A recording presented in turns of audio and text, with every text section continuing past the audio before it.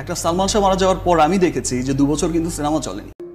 যে আমি নতুন অবস্থায় যে অবহেলা পেয়েছি, নতুন হিসাবে যখন আমি চলচ্চিত্রে আসি, আমার কষ্ট, আমার চোখের পানি, মানুষের দ্বারে দ্বারে ঘোরা, অভিনয়ের জন্য নতুন হিসাবে মানুষের অবহেলা যা আমি পেয়েছি, সেই জিনিসটা আমি নতুনদের জন্য কখনো সেটা আমি এখন করি না। আমাদের এই যে 24 বছর আমরা সাকিবের এই যে সবাই তোমরা তো সবাই লেখালেখি বলা বলি হচ্ছে, সে তার কি ছবি ফ্লপ হয়নি? এমনও ছবি চলেও নেই। সে কি রাতের বেলা কাঁদে নাই যে আমার ছবিটা চললো না, আবার চেষ্টা করছে, আবার ডিরেক্টরের সাথে পিছে ঘুরছে, গল্প নিয়ে গবেষণা করছে, তারপর একটার পর একটা ছবি হিট দিছে। তো তার যে অবদান, সে তো কাউকে কখনো ইয়ে করে কথা বলে নাই। সালমান ভাইয়ের মধ্যে যে একটা জিনিস আমরা দেখতে পেয়েছি, তার স্টাইলস বলিউডকে এখনো কিন্তু অনুকরণ করে, যেটা আসলে এই মাঝখানে আমি কোনো হিরোকে ক্রিয়েট করতে দেখি নাই। কারণটা আমি বলি, উদাহরণ গবেষক, প্রভাষক এবং চিন্তাবিদ, ইন্ডাস্ট্রি নিয়ে ভাবতো ছেলেটা, এই জন্য বলতাম। এবং সে কিভাবে ইন্ডাস্ট্রি রান করবে সেটা নিয়ে ভাবতো। কাজে ওর সাথে আর কারো তুলনা করো না, ও সিনিয়রদের বাদ। আমাদের প্রজন্মের মান্নাকে আমি ধরি সামনে। এখন যুগে যুগে 18 কোটি 19 কোটি লোকের দেশে একটা সাকিব তৈরি হয়েছে, এবং এর পিছনে তার যে শ্রম, মেধা, পরিশ্রম, কষ্ট, এগুলি কিন্তু কেউ দেখে নাই না, এটা কিন্তু আছে।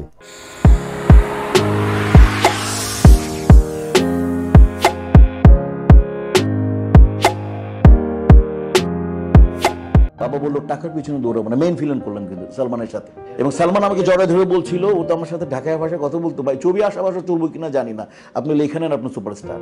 এই চা হাতে নিয়ে বললাম, বিচক্ষণ ছেলে। আমি শুটিং করতেছি, করিতলে দৌড়ে আসছে, ও ছবিটা হওয়ার পর দেখছে। এবং আশা ভালোবাসা আমি যখন আউটডোরে গেলাম, আসার পরে আমি 8টা ছবি এক উইকে সাইন করছি, শুধু আউটডোরের মানে আমার পারফরমেন্সে, মানে ছবি রিলিজ কিছু হয় না। তো সেটা 8টা ছবি, ওর মধ্যে ওই জীবন সংসার ছিল, মনোহর খোকনের ছবি ছিল, স্বামী কেন আসামি, বড় বড় ছবি ছিল। একটা সালমান শাহ মারা যাওয়ার পর আমি দেখেছি যে 2 বছর কিন্তু সিনেমা চলেনি। যে আমি নতুন অবস্থায় যে অবহেলা পেয়েছি, নতুন হিসাবে যখন আমি চলচ্চিত্রে আসি, আমার কষ্ট, আমার চোখের পানি, মানুষের দ্বারে দ্বারে ঘোরা, অভিনয়ের জন্য নতুন হিসাবে মানুষের অবহেলা যা আমি পেয়েছি, সেই জিনিসটা আমি নতুনদের জন্য কখনো সেটা আমি এখন করি না। আমি মনে করি নতুনরা আসবে, আগামীতে আরও আসবে, তাদেরকে উৎসাহ দিব, তাদেরকে সাহায্য সহযোগিতা করব। তবে যে ছবির নায়িকা, আমি চেষ্টা করেছি তাকে সাহায্য সহযোগিতা করতে, কারণ এই কারণে করেছি তার চোখে যেন পানি না আসে, আমার মতো সে যেন কষ্ট না পায়, সেই চেষ্টা আমি করি। সে যখন তার শিডিউল নিয়ে কাজ করতে হচ্ছিল, শিডিউল বিপর্যয় হচ্ছিল, এবং মান্নার মধ্যেও কিছুটা অহমিকা দেখছিলাম আমি, তখন আমি সরে গেলাম। আজকে বাঁচিয়ে রাখবে, কিছু কিছু ছবি হবে। আচ্ছা আচ্ছা, আপনি শাকিব খানকে লাগবেই বাংলা ফিল্ম ইন্ডাস্ট্রিতে, এর বিকল্প নাই। আপাতত কেউ বিকল্প হিসাবে দাঁড়াতে পারেনি এখন পর্যন্ত, এটা স্বীকার করে নিতে হবে। তারপর আসেন, এটা আমার কাছে মনে হয় কেউ এসে তাকে ধাক্কা দিতে পারে নাই। তুমি যে পথে হাঁটছো, এটা পুরনো পথ, এটা জরাজীর্ণ পথ, সেকেলে বহুল ব্যবহৃত। দেখো পথ কিন্তু এটা সাকিবের পথে হাঁটতে গেছে। তো সাকিবের পথে তো সাকিব পরীক্ষিত, তুমি তোমার নতুন রাস্তা তৈরি করো। এইভাবে এটা কেউ করতে পারেনি।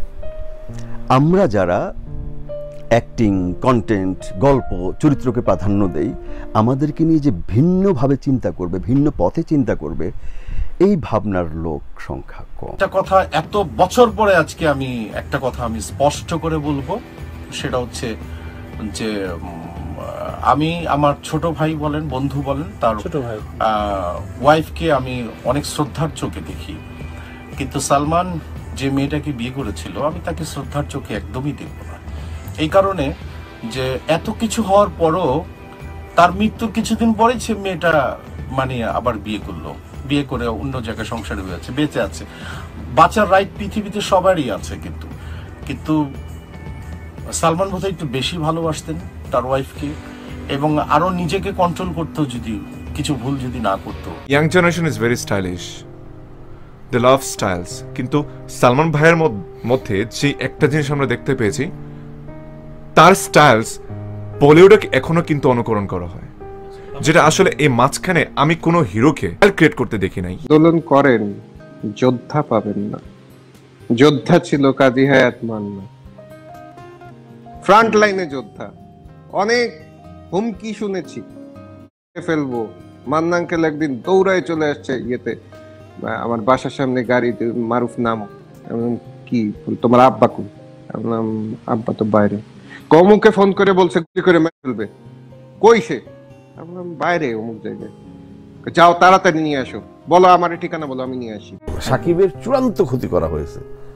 এখন যুগে যুগে যুগে যুগে 18 কোটি 19 কোটি লোকের দেশে একটা সাকিব তৈরি হয়েছে, এবং এর পিছনে তার যে শ্রম, মেধা, পরিশ্রম, কষ্ট, এগুলি কিন্তু কেউ দেখে নেই না, এটা কিন্তু আছে। কিন্তু লগ্নিকারকরা সাকিবকে দিয়ে অর্থ কামানোর জন্য বারবার সাকিবকে একই জায়গায়, ওই যে মনোটোনাস শব্দটা যেটা তুমি বললে ভাই, এটা করে করে করে করে করে ওকেও তো ক্লান্ত করে দেওয়া হয়েছে। কোথায় বৈচিত্র্যময় চরিত্র? একটা উত্তম কুমারকে বাঁচিয়ে রাখার জন্য আমি এবং হুমায়ুন ফরিদি এবং সুবর্ণাপা আমরা একটা শো করতে ভিয়েনাতে ছিলাম। আমরা জানতাম না যে সালমান শাহ মারা গেছে, এবং আমার মনে আছে আমরা রিহার্সাল করে বের হয়েছি, তখন কিন্তু টেলিফোন বুথ ছিল। ফরিদি ভাই খালি বলল যে আমরা একটু বাংলাদেশে ফোন করে আসি, আমরা আরো অনেক আর্টিস্টরা ছিলাম, আমরা বাইরে দাঁড়ানো। ফরিদি ভাই বুথের ভিতরে আমরা দেখতে পাচ্ছি বসে গেছে, ফোনে কথা বলতে বলতে। আমরা দৌড়ে বুথের কাছে গেলাম, গ্লাসের বুথ, ফরিদি ভাই কাঁদছে, চিৎকার করে বলছে সালমান মারা গেছে, সালমান গেছেন। আফজাল আঙ্কেল লোকে দিয়ে ফান্টার অ্যাডও করাইছিল, অনেক ভালো, একটা অনেক পপুলার হয়েছিল। আফজাল আঙ্কেল তো অনেক ভালো ভালো অ্যাড করতেন। ও ইয়েস, ইমনের বাবা আমেরিকান এমবাসিতে কাজ করতো, তখন আমরা গহর জামিলের কাছে নাচ শিখতাম। আমরা কলি নামে একটা মেয়ে ছিল, এখন তোমার নিউ জার্সিতেই থাকে। আমরা 4 জন আমেরিকান এমবাসিতে কাজ করতাম। ইমন আমাদের সাথে থাকতো। ইমন টিভিতে ক্লিক করতে পারেনি, ইমন অ্যাডেও ক্লিক করতে পারেনি। এটা দুর্ভাগ্য, কারণ ইমন অনেক গুড লুকিং। ইমন যে কি ভালো মানুষ তারেক, আমি তোমাকে বুঝাইতে পারবো না। আমি যদি মালিক আফসারির এই ঘর এই সংসার কমপ্লিট করতে পারি অনলি ফর সালমান শাহ।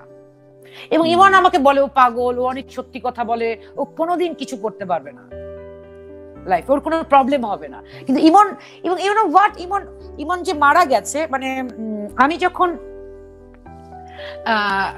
ইমন তোমাকে কিভাবে হেল্প করবে তোমাকে বুঝতে দিবে না। ও যেমন যে অভিনেত্রীটি রিজেক্ট করেছিল আমাকে গাড়িতে উঠাবে না, আমাকে দেখটার সময় ড্রপ করবে না, ইমন কিন্তু জানে যে তমাল এখন এত ঘাওড়া, তমালকে আমি এখন করতে পারবো না। ইমন আমাকে ডাকেই নাই, আমি স্কুটারে ছিলাম, ইমন আমার পিছে পিছে গাড়ি নিয়ে আসছে। আমি কিন্তু মহানায়ক বলি আমাদের প্রজন্মের, খেয়াল করে দেখেছো, এবং কোন একটা অনুষ্ঠানে বলছেন ও সালমানের চাইতেও আমি এগিয়ে রেখেছি। কারণটাও আমি বলি, উদাহরণ গবেষক, প্রভাষক এবং চিন্তাবিদ, ইন্ডাস্ট্রি নিয়ে ভাবতো ছেলেটা, এই জন্য বলতাম। এবং সে কিভাবে ইন্ডাস্ট্রি রান করবে সেটা নিয়ে ভাবতো। কাজে ওর সাথে আর কারো তুলনা করো না। ও সিনিয়রদের বাদ, আমাদের প্রজন্মের মান্নাকে আমি ধরি সামনে, ওর সাথে কারো তুলনা করো না। হয়তো অনেকে জনপ্রিয় হতে পারে, অনেকে বেশি টাকা নিতে পারে, কিন্তু ইন্ডাস্ট্রির নায়ক কিন্তু ও দেখিয়ে দিয়েছে। এবং আমি প্রমাণ করে দেবো, ওই জনগণ নায়ক, ওই মহানায়ক, ওর লাশকে আমরা নামাতে নিয়ে যেতে পারিনি শহীদ মিনার, আমরা ওই লাশকে কোনোভাবে দেশ থেকে বের করতে পারছিলাম না। কিন্তু ওর আগে কিন্তু সালমান শাহ মরে গিয়েছিল, সালমান শাহ এত ক্রেজ হয়নি। Shakib Khan is a good actor, is a very good actor. হ্যাঁ, আমরা মেলোড্রামাটিক অ্যাক্টিং করাই তাকে দিয়ে ছবিতে, কিন্তু যখন সে কলকাতায় ছবি করে তখন তো সে অন্যরকম ছবি করে, তখন তার অ্যাক্টিং ডিফারেন্ট হয়ে যায়, তার লুক ডিফারেন্ট হয়ে যায়। হঠাৎ করে সাকিব ভাইকে আমাদের সেই লেভেলের ড্যাশিং লাগে।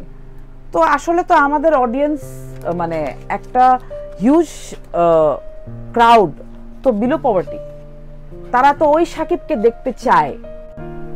আবারও বলছি, সবাই সাকিব খান বানাতে চায়। সাকিব যখন স্টার, ওর মতো আরেকজনকে কেন দেখবে দর্শক? আরেকজনকে বানাতে হবে, আরেকটা, ওদের নিজের কোনো আইডেন্টিটি কেন নাই? স্বকীয়তা থাকতে হবে। আমাকে কিন্তু কেউ বলে না ওর মতো, আমাকে বলে কাজী মারুফ। কিভাবে? অনেকে বলে মান্না আঙ্কেলের সাথে, প্রয়াত মান্না আঙ্কেলের মতো অভিনয় করে। কারণ মান্না আঙ্কেলও যে ঘর থেকে এসছে সেই ঘর থেকেই আমার জন্ম হয়েছে। সালমান শাহ ইমন জি, ওর সঙ্গে ছিল আমার একটা খেলার সাথীর মতো সম্পর্ক। না, এটা কৌতূহল জায়গার কিছু নেই। একটা বয়স্ক মানুষের সঙ্গে কিন্তু একটা বাচ্চার ফ্রেন্ডশিপ হয়। জসিম ভাইয়ের সঙ্গে ছিল আমাদের একটা মানে গার্লফ্রেন্ড বয়ফ্রেন্ডের মতো সম্পর্ক। হ্যাঁ, কারণ সে আমাকে ম্যাডোনা করে সবসময় ডাক। তো আমি যেমন, ও যখন প্রথম এসছে কেয়ামত থেকে কেয়ামত করার জন্য, তা আমি ওদেরকে চিনি, ওরা আমাকে, ওদেরকে পুরো ফ্যামিলিকে চিনি। আমরা কুমিল্লায় আমরা ফুটবল খেলতে গিয়েছিলাম, আমাদের টিম মানে চলচ্চিত্র টিম আর ফুটবলার, তখন থেকে আমরা পরিচয় চেনা জানা। তো হঠাৎ দেখলাম যে আমাদের সোহানুর রহমান সোহান নতুন নায়ক উপহার দিচ্ছেন, সালমান শাহ। তা আমি তো চিনি ইমন নামে, আমার সঙ্গে এত সুন্দর সম্পর্ক ছিল। ও কিন্তু একটু বাচ্চা টাইপের ছিল। ওই যে মঞ্চে অভিনয় করতাম, কারণ আমি তো মঞ্চে আমার রেগুলার একটা ছিল। সবাই বলতো আবার যে তুমি ফিল্মে যাবা না, ওই যে মান্না তো করছে, তোমাকে মঞ্চেই অভিনয় করতে হবে, এরকম আর কি। একই শহরের ওইটাও ছিল যে ঠিক আছে, একই ও আমার রিলেটিভ, ও যখন চান্স পেলো তখন আমার আত্মীয়, আমার যারা ফ্রেন্ডরা ছিল ওরাও বললো যে তুই চান্স নে, দেখ। শিবলি ভাই ছিল, শিবলি সাদিক, সোহানুর রহমান সোহান, আলমগীর কুমকুম, অনেকেই পুরানো লোকজন যারা ছিল। হয় না যে আমার আগে সে আসছে, আমার সিনিয়র আর্টিস্ট, পাশাপাশি সে আমার আগে হিরো, আলাদা হওয়ার মুখে ছিল না যে আমাকে দেখলে একটু সে ভাব নিবে, কিন্তু তা এ ধরনের হতো না। আমরা যদি একই ছবিতে থাকতাম, আর বিশেষ করে যদি ঢাকার বাইরে কোনো শুটিং হতো, মনে করেন আউটডোরে, কক্সবাজার বা গাজীপুর, সবাই ঘুমিয়ে পড়লেও ও আমাকে ডাকতো। আমাদের এই যে 24 বছর আমরা সাকিবের এই যে সবাই, তোমরা তো সবাই লেখালেখি বলা বলি হচ্ছে, সে তার কি ছবি ফ্লপ হয়নি? এমন ছবি চলেও নেই। সে কি রাতের বেলা কাঁদে নাই যে আমার ছবিটা চললো না, আবার চেষ্টা করছে, আবার ডিরেক্টরের সাথে পিছিয়ে ঘুরছে, গল্প নিয়ে গবেষণা করছে, একটার পর একটা ছবি হিট দিছে। তো তার যে অবদান, সে তো কাউকে কখনো ইয়ে করে কথা বলে নাই। আমি তো ব্যক্তি সালমানকে দেখেছি আমার মতন, আসলে আমি যা ছিলাম তাই। মানে একটু পকেটে বেশি টাকা যখন হয়েছে তখন খুঁজেছি কার নাই, তাকে গিয়ে দিয়েছি। হ্যাঁ, তখন অবশ্য ছিল বলে। যখন নাটকের পিরিয়ডটা গেছে আমার, তখন কিন্তু কাউকে এক কানাকড়িও দেয় নাই। এরকম বললাম, সালমান যেরকম এফডিসির গেটের মধ্যে যখন কেমত হয়ে কেমত হিট হয়ে গেছে, আরও ছবি টবি হচ্ছে, তখন গেটের দারোয়ানরা সালমানকে বলল যে ভাইজান আমাদের তো টিভি নাই। পরের দিন টিভি কিনে দিয়েছে, পরের দিনই। আমি কথাটা বলেছি সেখানেও যে ফ্যানরা নিষ্পাপ, ফ্যানরা কখনো খুশি হবে, কখনো অভিমান করবে, কখনো রাগ করবে, কখনো গালি দিবে, কারণ তারা ফ্যান। আমি কিন্তু সাকিব ভাইয়ের নামে কোনো বদনাম করিনি। আমি কিন্তু বরাবরই বলছি সাকিব ভাই আমাকে খুব আদর করে, এখনো খুব আদর করে, ছোট ভাইয়ের মতো আদর করে, ভালোবাসে। সাকিব ভাইও কিন্তু কখনো বলে নাই সুরঙ্গ সম্বন্ধে কোনো কথা। আমিও কিন্তু প্রিয় ফিমেল আশরাফের সাথে আমার খুব ভালো সম্পর্ক। অ্যাটলি যখন শাহরুখ খানের সাথে কাজ করে, অ্যাটলি তো একটু হলেও স্বাচ্ছন্দ্য বোধ থাকে যে শাহরুখ খান আছে আমার সাথে। এটা তো আমি অবশ্যই, আমার সাথে সাকিব খান আছে, সুপারস্টার আছে, একটা তো অনেক বড় প্লাস পয়েন্ট যে একসাথে অনেক মানুষ দেখবে আমার ছবি। চুপ থাকলে, এটা আমি সাকিব ভাইকে শিখছি, এত বড় বড় ঘটনা উনি চুপ থাকে, উনি ওনার মতো কাজ করে যায়। সাকিব ভাই আমাকে বলছে রাফি চুপ থাকা অভ্যাস করা ভালো। আসলে এটা ভালো। কেন ভালো?